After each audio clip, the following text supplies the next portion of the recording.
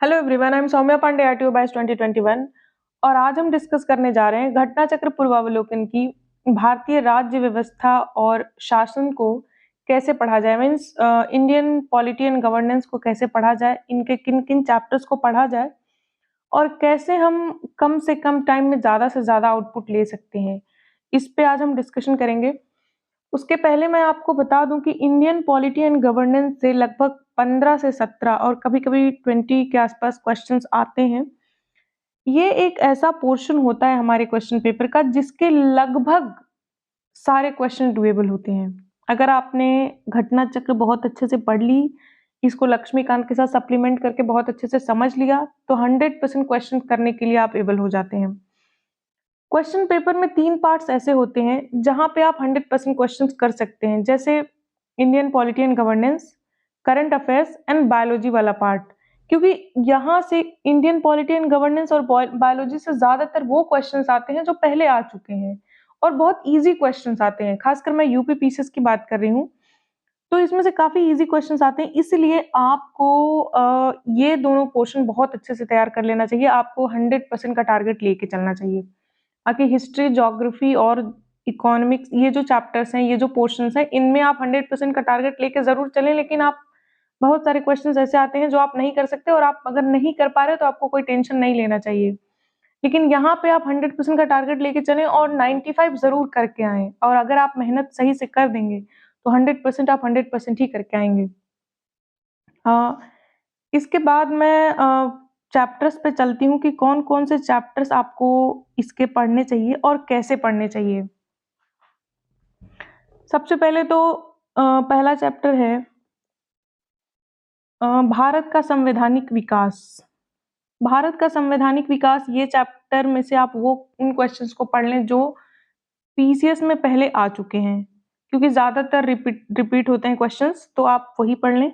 Company के शासन हेतु पारित अधिनियम, ब्रिटिश ताज के शासनाधीन पारित अधिनियम। जब ब्रिटिश थे, ब्रिटिश गवर्नेंस में क्या क्या अधिनियम एक्ट बनाए गए थे और कंपनी के शासन हेतु क्या क्या एक्ट्स बनाए गए थे, ये जो पहले आ चुके हैं इंपॉर्टेंट घटना चक्र के क्वेश्चन लिस्ट में है, आप वही पढ़ें।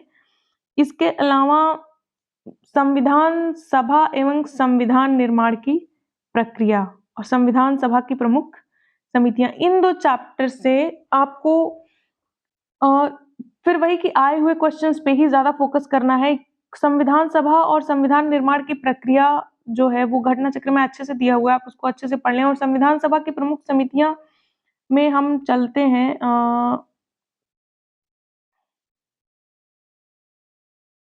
ये चैप्टर एक बार हम खोल के देख लेते हैं। ये है संविधान सभा की प्रमुख समितियां। इनमें से आपको कौन कौन सी समितियों को ज्यादा अच्छे से पढ़ना है, तो इनमें से सबसे पहली समिति जो है, पहली समिति संघीय संविधान समिति, मीन्स की यूनियन कॉन्स्टिट्यूशन कमेटी। उसके बाद दूसरी कमेटी रूल्स कमेटी और तीसरी स्टीयरिंग कमेटी जो राजेंद्र प्रसाद इसके अध्यक्ष थे।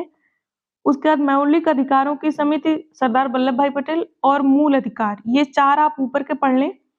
उसके बाद आप सीधे आ जाएं ड्राफ्टिंग कमेटी में। ड्राफ्टिंग कमेटी जो बनी थी जिसके चेयरमैन थे, ड्राफ्टिंग कमेटी मतलब प्रारूप समिति, उसके चेयरमैन थे भीमराव अंबेडकर जी थे।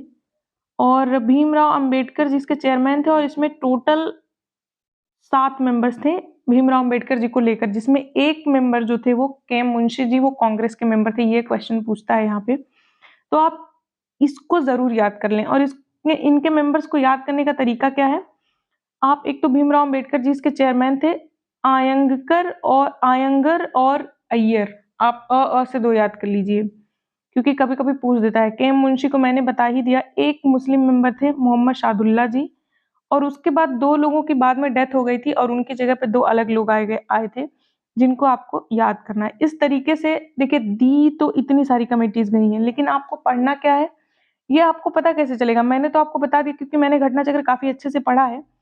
आप इसको ऐसे पता करें, ये जो क्वेश्चंस यूपी पीसीएस में आ चुके हैं उस हिसाब से हमें पता चलता है कि आगे कौन से क्वेश्चंस आ सकते हैं। और फिर मैं आप लोगों को बताती हूँ कि अगर आपने इजी क्वेश्चंस और रिपीटेड क्वेश्चंस गलत नहीं किए तो 100% आप कट ऑफ को पार करेंगे। जैसे देखिए यहाँ पे क्वेश्चन पूछा है यूपी पीसीएस प्रीलिम्स 2014 में कि निम्नलिखित में से कौन संविधान प्रारूप समिति के सदस्य थे? गोपालास्वामी, नेहरू जी, अल्लाद कृष्णस्वामी अय्यर। तो मैंने अय्यर बताया है। यहाँ पे गोपालास्वामी आयंगर है, पूरा नाम नहीं दिया है। पटेल जी, पटेल और नेहरू जी तो वैसे भी नहीं थे, तो पहला और तीसरा ही होगा। तो कभी कभी एलिमिनेशन मेथड से भी हम कर सकते हैं। इस तरीके से आप एलिमिनेशन करके और समझ करके एग्जाम की तैयारी कर सकते हैं। फिर हम चलते हैं आगे। इसके बाद आता है आपका स्रोत। स्रोत में भी बहुत सारे स्रोत दिए हुए हैं, लेकिन वही फिर जो पहले आ चुके हैं, खास करके जो 6 पॉइंट्स लिए गए हैं ब्रिटिश से, जो बहुत ज़्यादा इम्पोर्टेंट है। यूएसए से मूल अधिकारों का बहुत ज़्यादा इम्पोर्टेंट रहता है। उसके बाद कनाडा से जो फेडरल सिस्टम लिया गया है, कंकरेंट लिस्ट ऑस्ट्रेलिया से लिया गया है। 1-2 चीज़ें जो आयरलैंड से और साउथ अफ्रीका से ली गई हैं, और एक इमरजेंसी का प्रोविज़न जो लिया गया है वो जर्मनी से लिया गया है। प्रोसीजर एस्टैब्लिश्ड बाय लॉ जो लिया गया है वो जापान से लिया गया है। तो इस तरीके से 5 ही 6 चीज़ें यहाँ पे पढ़नी है। अगर बहुत ज़्यादा चीज़ें दी हुई हैं तो आपको स्किप करना है। खास करके आपको फोकस करना है कि कौन-सा क्वेश्चन पहले आ चुका है, उस पे आपको बहुत ज़्यादा फोकस करना है। इसके बाद भारतीय संविधान के प्रमुख भाग। भाग तो आप सारे ही देख लें, इसमें कोई छोड़ना ही नहीं है, और कौन-सा भाग किससे रिलेटेड है ये भी आपको दिमाग में होना चाहिए। ये पढ़ना इसलिए भी ज़रूरी है कि अगर आप भाग जानेंगे, तो अगर कोई आर्टिकल आपसे पूछता है, तो आप आसानी से उस आर्टिकल को एलिमिनेट कर पाएँगे। जैसे मान लीजिए 4 आर्टिकल दे दिया और पूछा कि इनमें से पर्टिकुलरली इस टॉपिक से रिलेटेड कौन-सा आर्टिकल है। तो अगर आपको पता रहेगा कि ये पार्ट में ये है, इस पार्ट में ये है, और ये पार्ट यहाँ से यहाँ तक है, फिर अगला पार्ट यहाँ से यहाँ तक है, तो आप उसको एलिमिनेट बहुत आसानी से कर पाएँगे। मैं आगे क्वेश्चन्स भी बताऊँगी कि कैसे एलिमिनेट कर सकते हैं। उसके बाद संविधान के अनुच्छेद। संविधान के अनुच्छेद पे मैं अलग से एक वीडियो बनाऊँगी कि कौन-कौन से आर्टिकल्स जो हैं कॉन्स्टिट्यूशन के वो ज़्यादा इम्पोर्टेंट हैं। कुछ देखिए कुछ तो मैं बता देती हूँ कि आर्टिकल नंबर 12 से आर्टिकल नंबर 51 ये तो बहुत ही ज़्यादा इम्पोर्टेंट है। मीन्स कि फंडामेंटल राइट्स, डीपीएसपीज और फंडामेंटल ड्यूटीज, इनको इनके सिंगल आर्टिकल को भी स्किप नहीं किया जा सकता। आप इनको बहुत अच्छे से रट लीजिए। उसके बाद कौन-कौन से आर्टिकल्स इंपॉर्टेंट है ये मैं एक अलग वीडियो में बता दूंगी, क्योंकि अगर मैं इसमें बताऊंगी तो ये वीडियो काफी लंबा हो जाएगा। तो अनुच्छेद हो गया। अनुसूचियां भी 12 आपको रटनी है। अनुसूचियां में भी आप कुछ स्किप नहीं कर सकते। उद्देशिका मतलब प्रियम्बल। प्रियम्बल में कुछ क्वेश्चंस हैं जो घटना चक्र में दिए हुए हैं, आप उनको पढ़ लीजिएगा। जो खास और फोकस ज्यादा उस पर रखिएगा जो यूपी पीसीएस में आए हुए हैं। शासन प्रणाली मीन्स की पार्लियामेंट्री सिस्टम है, प्रेसिडेंशियल सिस्टम है कि क्या है, इसको आप देख लीजिएगा। जो क्वेश्चंस आए होंगे बस वही पढ़ लीजिएगा, बहुत ज्यादा फोकस इस पे करने की जरूरत नहीं है। राष्ट्रीय प्रतीक और राज्य एवं संघ क्षेत्र। राष्ट्रीय प्रतीक वाला चैप्टर काफी इंपॉर्टेंट है। कभी कभी पूछ लेता है कि जैसे झंडा कब लाया गया था, हमारे राष्ट्रीय झंडा को कब अडॉप्ट किया गया था, जो न्यू झंडा है, या फिर राष्ट्रगान कब अडॉप्ट किया गया था, राष्ट्रगान कितने सेकंड का है। ये चैप्टर भी काफी इंपॉर्टेंट है इस लिहाज से। राज्य एवं उसके बाद आता है आपका राज्य एवं संघ क्षेत्र। इसमें भी जो क्वेश्चंस आए हुए हैं आप उन पे ज्यादा फोकस कीजिएगा। मूल अधिकार नागरिकता वाला चैप्टर बहुत ज्यादा इंपॉर्टेंट नहीं है। इसमें सिर्फ 2 चीज आप याद रखिएगा कि नागरिकता कहाँ से कहाँ तक है आर्टिकल में। दूसरी चीज आप ये याद रखिएगा कि नागरिकता हम कैसे ले सकते हैं और कैसे रिनंशिएट कर सकते हैं नागरिकता को। बस 2 चीज, हम ले कैसे सकते हैं और छूट कैसे सकता है, बस। इससे ज्यादा कुछ और अब नागरिकता में याद करने की जरूरत नहीं है आपको। इसके बाद आता है मूल अधिकार। मूल अधिकार तो आपको बहुत अच्छे से पढ़ना, मतलब इसमें कुछ आप स्किप नहीं कर सकते। सारे आर्टिकल्स बहुत अच्छे से पढ़ने हैं, प्रत्येक आर्टिकल में क्या क्या दिया है वो बहुत अच्छे से पढ़ना है। जो जितने क्वेश्चंस आए हुए हैं वो सारे क्वेश्चंस को आपको बहुत अच्छे से पढ़ना है। सेम गोज विद राज्य के नीति निर्देशक तत्व मतलब DPSPs, directive principle of state policies, और मूल कर्तव्य, इन तीनों के साथ आपको बहुत अच्छे से पढ़ना है। कुछ आप इसमें स्किप नहीं कर सकते, क्योंकि आप क्वेश्चन पेपर उठा के देखेंगे तो अगर 15 क्वेश्चन आया हुआ है पॉलिटी से, अगर 15 क्वेश्चन आए हुए हैं, तो उसमें से 4 to 5 क्वेश्चंस आपके इन्हीं 3 चैप्टर से होते हैं। तो आप इसको स्किप नहीं कर सकते। और आजकल मूल कर्तव्य में एक क्वेश्चन एक प्रकार का आने लगा है जिसमें फंडामेंट डीपीएसपीज और duties means directive principle of state policies और मूल कर्तव्य, इन दोनों में से मिला करके क्वेश्चन पूछेगा।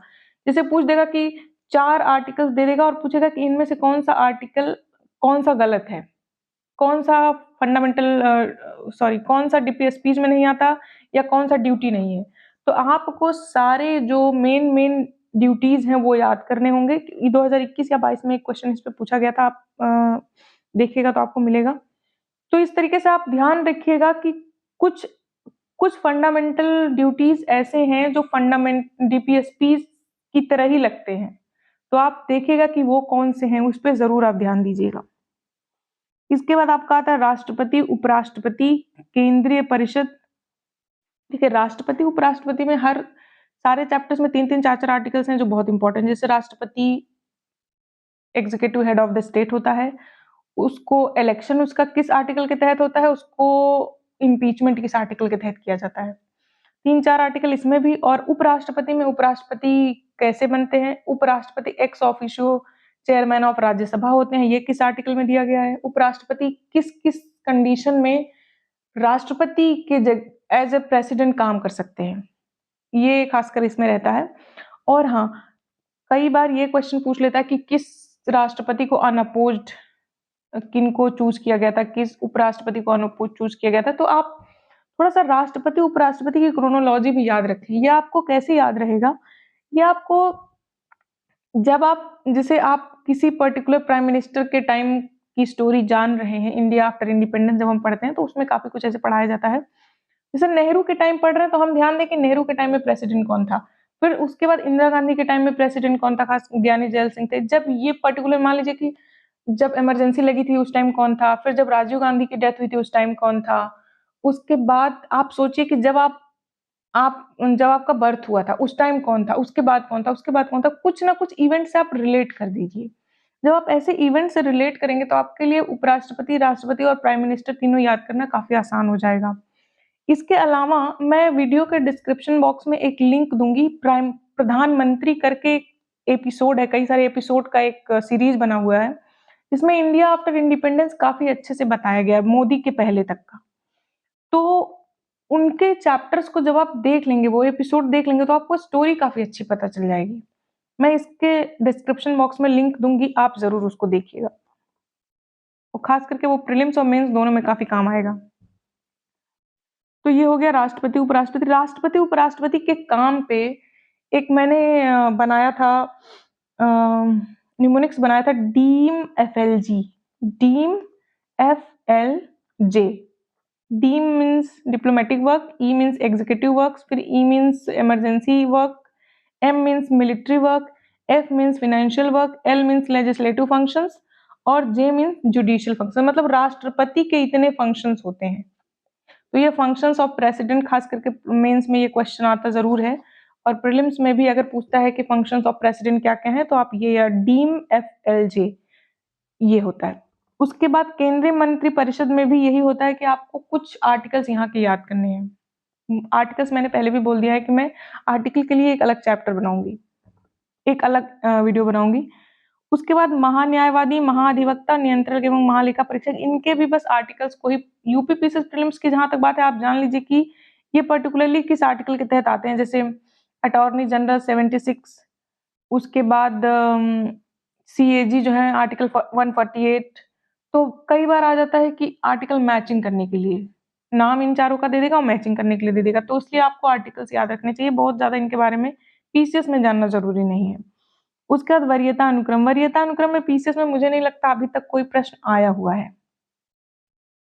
लेकिन आप 1 से लेके 6 तक, 1 से लेके 6 तक का वरीयता अनुक्रम है जो उसको जरूर आप याद कर लीजिएगा। अगर आ गया तो अच्छा रहेगा, और अगर हो सकता है कि आप डायरेक्टली ना आए लेकिन इनडायरेक्टली कहीं यूज हो जाए, तो 1 से लेके पहले पे आपके प्रेसिडेंट ही होते हैं, उसके बाद पुराने प्रेसिडेंट मीन्स पूर्व प्रेसिडेंट, उसके बाद प्राइम मिनिस्टर, उसके बाद आपकी गवर्नेंस इन देयर स्टेट्स, उसके बाद 6 तक इस तरह याद कर लीजिएगा। और एक बहुत ज्यादा इंपॉर्टेंट इसमें ये होता है कि चीफ जस्टिस ऑफ इंडिया और स्पीकर ऑफ लोकसभा, इन दोनों की क्रोनोलॉजी बराबर होती है और वो प्रेसिडेंस ऑर्डर ऑफ प्रेसिडेंस बराबर होता है और वो 6th पे आते हैं। तो ये ज़रूर याद रखिएगा, ये कभी-कभी क्वेश्चन में पूछ लेता है। तो इस तरीके से आप ये कर सकते हैं। इसके बाद आते हैं संसद। देखिए संसद 1, संसद 2, संसद 3 3 चैप्टर्स हैं और तीनों को बहुत अच्छे समझाया गया। देखिए संसद पार्ट भी बहुत ज़्यादा इम्पोर्टेंट है। देखिए एक चीज़ मैं आपको यहाँ बताना भूल गई, जब आप राष्ट्रपति को पढ़ रहे हैं, तो आप सीधे-सीधे गवर्नर को पढ़ लीजिए। जैसे मान मान लीजिए मैंने राष्ट्रपति में आपको डीम एफएलजे बताया, गवर्नर जब करेंगे तो उनके फंक्शंस में डीयर एफएलजे होता है। ज़्यादातर फंक्शंस बराबर होते हैं इन लोगों के। डीयर means diplomatic functions, E means फिर एग्जीक्यूटिव, इमरजेंसी में ये रेकमेंड करते हैं। गवर्नर जो होते हैं इमरजेंसी को रेकमेंड करते हैं और प्रेसिडेंट इमरजेंसी को लगाते हैं। आर से यहाँ पे क्या होता है, डीयर एफएलजे यहाँ पे क्यों लिया गया, क्योंकि आर से वो बिल को रिजर्व करने की पावर उनके पास होती है। उसके बाद एफएलजे वही होता है, सेम तीनों चीज। तो इस तरीके से जब आप राष्ट्रपति को पढ़ें तो उसके साथ आप गवर्नर को पढ़ लें। जब आप उपराष्ट्रपति को पढ़ रहे हैं तो आप चेयरमैन को पढ़ लें राज्यसभा के। और जब आप केंद्रीय मंत्रिपरिषद पढ़ रहे हैं तो काउंसिल ऑफ मिनिस्टर आप स्टेट में पढ़ लें। जब आप पीएम को पढ़ रहे हैं तो सीएम को पढ़ लें। जब आप हाई कोर्ट को पढ़ रहे हैं, मीन्स कि जब आप सुप्रीम कोर्ट को पढ़ रहे हैं उसी टाइम आप हाई कोर्ट को भी पढ़ लें। इस तरीके से जब आप पढ़ेंगे तो आपकी क्लैरिटी बहुत अच्छी होगी। उसके बाद आते हैं संसद पे। फिर वही संसद पढ़ते टाइम जब आप संसद को पढ़ रहे हैं तो लेजिस्लेटिव असेंबली ऑफ स्टेट पढ़ लें। लेजिस्लेटिव असेंबली और लेजिस्लेटिव काउंसिल ये पढ़ लेंगे। जब आप संसद के लोकसभा पढ़ें तो लेजिस्लेटिव असेंबली पढ़ लें, राज्यसभा पढ़ें तो काउंसिल पढ़ लें और दोनों को कंपेयर भी कर लें। इससे क्या होगा कि आपका मेंस और प्री दोनों एक साथ तैयार होता चलेगा। और मेंस अगर ना भी तैयार हो तो प्रीलिम्स में कंपैरिजन पे क्वेश्चंस पूछे जाते हैं, आपकी क्लैरिटी बहुत अच्छी हो जाएगी। तो ये हो जाएगा आपका। संसद में देखिए कई जगह पे पेज नंबर 225 पेज नंबर 225 पे एक चैप्टर दिया हुआ है। उसमें कई सारे अधिनियम दिए हुए, फॉरेस्ट से रिलेटेड अधिनियम, जैसे SC/ST एक्ट और फॉरेस्ट एक्ट और सिटीजनशिप राइट्स एक्ट, जो कि पीसीएस में कभी पूछा नहीं है। यूपी पीसीएस में, एमपी पीसीएस में ही वो पूछा गया है। और क्योंकि वो एमपी पीसीएस में पूछा गया तो पीसीएस वालों को उसको बहुत ज़्यादा पढ़ने की ज़रूरत नहीं है। जिनको याद है, तैयार है, उनकी तो कोई दिक्कत ही नहीं है। जिनका नहीं तैयार है उनको पढ़ने की बहुत ज़्यादा ज़रूरत नहीं है। देखिए जैसे ये संसदीय अधिनियम वाला जो चैप्टर है, इसमें देखिए दिया है किस वर्ष खाद्य मिलावट निवारण अधिनियम मतलब फूड अडल्टरेशन प्रोहिबिशन एक्ट कब लागू किया गया। ये मेंस में 2006 में पूछा गया था। उसके बाद देखिए सिविल राइट्स एक्ट दो एमपीपीसीएस में पूछा गया है। फिर से सिविल राइट्स एक्ट एमपीपीसीएस में, इसके कई बार सेक्शंस को भी पूछ लिया जाता है। जैसे दंडनीय अपराध है, उसके बाद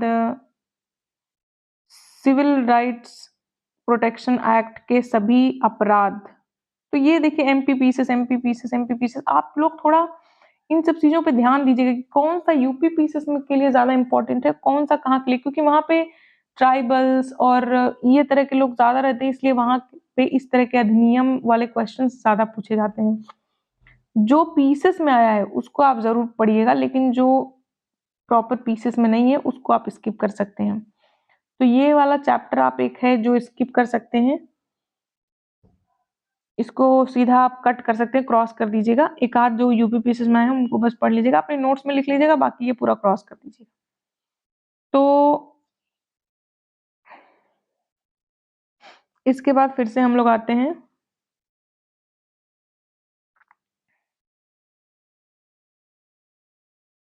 ये संसद की बात हो गई। इसके बाद संसदीय समितियां जो इम्पोर्टेंट बहुत है, संसदीय अधिनियम जो मैंने आपको बता दिया। सर्वोच्च न्यायालय, मैंने कहा सर्वोच्च न्यायालय जब आप पढ़ेंगे इसमें भी कुछ आर्टिकल्स बहुत इंपॉर्टेंट है सर्वोच्च न्यायालय के, और सर्वोच्च न्यायालय के साथ साथ ही आप एचसी को भी पढ़ लें। राज्यपाल को जब गवर्नमेंट प्रेसिडेंट आप पढ़ रहे थे तभी आपने राज्यपाल को भी पढ़ा। पावर्स का कंपैरिजन, बिल्स पे क्या पावर्स होती हैं। देखिए एक दो जगह ना राज्यपाल की जो पावर होती है वो प्रेसिडेंट से ज्यादा होती है, तो ये सब चीजें आपको पढ़ना जरूरी है। उसके बाद विधानमंडल, विधान परिषद, मैंने बताया कि जब आप काउंसिल ऑफ मिनिस्टर्स और वहाँ का जब संसद पढ़ें तो साइड में इसको भी पढ़ लें। उच्च न्यायालय को आपको सर्वोच्च न्यायालय के साथ पढ़ना है। केंद्र राज्य संबंध, केंद्र राज्य संबंध वाला जो चैप्टर है इसमें कुछ कमेटीज हैं जिनके बारे में आपको जानना जरूरी है, बहुत ज्यादा इसमें नहीं जानना है। जैसे वाटर डिस्प्यूट्स जो होते हैं या फिर कई बार इलेक्शन को लेकर डिस्प्यूट्स होते हैं, तो ये सब डिस्प्यूट आपको थोड़ा सा देखना है। कुछ आर्टिकल्स हैं जो यहाँ पे इंपॉर्टेंट है, वो मैं आर्टिकल में बताऊंगी। आपात उपबंध, इमरजेंसी प्रोविजंस, ये बहुत ही इंपॉर्टेंट चैप्टर है और इसको आपको 100% पढ़ना ही पढ़ना है और बहुत अच्छे से पढ़ना है। अपनी शॉर्ट नोट बना लीजिएगा और उसको रिवाइज कर लीजिएगा। वित्त आयोग 280 आर्टिकल में है और इसमें जनरली 3-4 क्वेश्चन पूछे जाते हैं कि वित्त आयोग कब बना था, पहला वित्त आयोग के जो चेयरमैन थे वो कौन थे, और फिर 11 से लेकर 15 तक के कौन है, ये आप याद कर लीजिएगा। पहला याद कर लीजिएगा और 11 से 15 तक फिर किस आर्टिकल के तहत बनता है, इनके क्वालिफिकेशंस क्या होते हैं, बस कुछ यही क्वेश्चन बनते हैं। 5-6 क्वेश्चन हैं जिनको आपको याद करना है। योजना आयोग और नीति आयोग, नीति आयोग जब से आया तब से इन दोनों का कंपैरिजन, हालांकि क्वेश्चन ज्यादा पूछा नहीं है लेकिन आप एक बार जरूर देख लीजिएगा। लोकपाल और महत्वपूर्ण आयोग, इस पे बहुत ज्यादा फोकस नहीं करना है, लोकपाल किस लिए बना और कुछ जो महत्वपूर्ण आयोग हैं जो यूपी पीसीएस में पूछे गए आप उनको पढ़ लीजिएगा। अस्थायी विशेष प्रावधान बहुत ज्यादा इंपॉर्टेंट नहीं है, आप इसको एक बार बस देख लीजिएगा। जो यूपी पीसीएस में क्वेश्चंस आए हुए हैं, फिर चुनाव आयोग बहुत इंपॉर्टेंट है, इसको आप जरूर पढ़ लीजिएगा। देखिए जो 37 नंबर क्वेश्चन है, राजनीतिक दल, नेशनल लेवल की जो पार्टीज हैं उनको आप 100% याद कर लीजिएगा और नेशनल लेवल की पार्टीज को बनने के क्राइटेरिया क्या होता है उसको भी आपको बहुत अच्छे से पढ़ लेना है। अभी क्योंकि आम आदमी पार्टी नेशनल लेवल की पार्टी बन गई है और एक और पार्टी नेशनल लेवल की पार्टी बनी है, कोई दक्षिण भारत की सॉरी ईस्टर्न नॉर्थ ईस्टर्न की कोई पार्टी है, तो इसलिए ये क्वेश्चन आने के चांसेस हैं, आ सकते हैं। संविधान संशोधन बहुत ही इंपॉर्टेंट चैप्टर है, इसको आप स्किप नहीं कर सकते। मैं अभी मैंने जो अपने नोट्स बनाए थे, मैं नोट्स नहीं बनाती थी लेकिन मैं बुक में ही लिख लेती थी, मैंने कुछ 6-7 पेज के ऐसे किए हैं। मैं अगले वीडियो में उसको दिखाऊंगी, इस वीडियो में नहीं, क्योंकि ये वीडियो काफी बड़ा हो जाएगा। वो वीडियो जरूर देख लीजिएगा, वो आप लोग के काफी काम आएगा। राजभाषा में भी कुछ चीजें हैं जो आपको इंपॉर्टेंट है, जैसे आपको बीजी खेर एक कमीशन बनाया गया था इसमें, और 5-6 आर्टिकल्स इसके, आर्टिकल 344। पहले तो आपको ये याद करना है कि कहाँ से कहाँ तक का आर्टिकल इसमें है। उसके बाद कुछ 5-6 आर्टिकल्स हैं जो इसके काफी इंपॉर्टेंट, आर्टिकल 344, उसके बाद 348, 350, 350A, 351, ये आर्टिकल्स कुछ हैं जो इंपॉर्टेंट हैं और डायरेक्टली बिना आर्टिकल के भी इस पे क्वेश्चन पूछ लिया जाता है, तो आप ये एक बार देख लीजिएगा। राजभाषा, राजभाषा किस पार्ट में है ये भी बहुत इंपॉर्टेंट है और कितने हमारे सूची में जो अनुसूचियां हैं उसमें कितनी भाषाएं दी गई हैं, कौन कौन सी इंग्लिश है कि नहीं, इस पे आप जरूर ध्यान दीजिएगा। और भाषा को संशोधन कैसे किया सकता है, जैसे कई बार ये क्वेश्चन आया हुआ है कि राजभाषा का संशोधन स्पेशल मेजोरिटी से होता है कि सिंपल मेजोरिटी से, सिंपल मेजोरिटी से होता है, आप याद रखिएगा। उसके बाद जो चैप्टर बहुत ज्यादा इंपॉर्टेंट है, संविधान स्थानीय स्वशासन, ये काफी इंपॉर्टेंट है। इसमें देखिए कुछ मैंने बनाए थे mnemonics, DITY, D means 243D article, ये क्या है, रिजर्वेशन का प्रोविजन करता है। आई क्या है, फिनेंसेस के लिए है, 243I, ये हो गया आपका पंचायत के लिए। जब आप म्यूनिसिपैलिटीज में आएंगे तो सेम काम आर्टिकल T और आर्टिकल Y करता है, 243T 243Y। ये डी और आई जो है रिजर्वेशन और फिनेंसेस के लिए पंचायत में है, और आर्टिकल टी और वाई जो है, टी वाई मीन्स 243T और 243Y, ये म्यूनिसिपैलिटीज में फिनेंसेस और रिजर्वेशन का प्रोविजन है। आप DITY करके याद कर सकते हैं। और यही ज्यादातर इंपॉर्टेंट कमेटीज के बाद, इसमें जो मेन कमेटीज हैं उसके बाद इंपॉर्टेंट यही क्वेश्चन पूछे जाते हैं। कुछ वर्गों के लिए विशेष उपबंध, इसमें आप जो यूपी पीसीएस में आए हुए वही क्वेश्चन देख लीजिएगा और विविध में भी जो यूपी पीसीएस में आए हुए हैं वही क्वेश्चन देखिएगा। थोड़ा सा और मैं डिटेल में इसको समझाऊंगी अपने अगले वीडियो में, क्योंकि ये वीडियो काफी लंबा हो जाएगा इसलिए मैं बता नहीं रही हूँ। तो अभी मैंने जितना बताया उसके लिए, आप उसको देख रहे हैं उसके लिए थैंक यू वेरी मच। और मैं अपने अगले वीडियो में कुछ निमोनिक्स बताऊँगी और मैंने अपने नोट्स कैसे बनाए थे उसको बताऊँगी। तो आप उसको ज़रूर देख लीजिएगा, वो आपको काफ़ी हेल्प करेगा। तो अभी के लिए थैंक यू। मैं नेक्स्ट वीडियो भी जल्दी ही पब्लिश करूँगी। Thank you very much.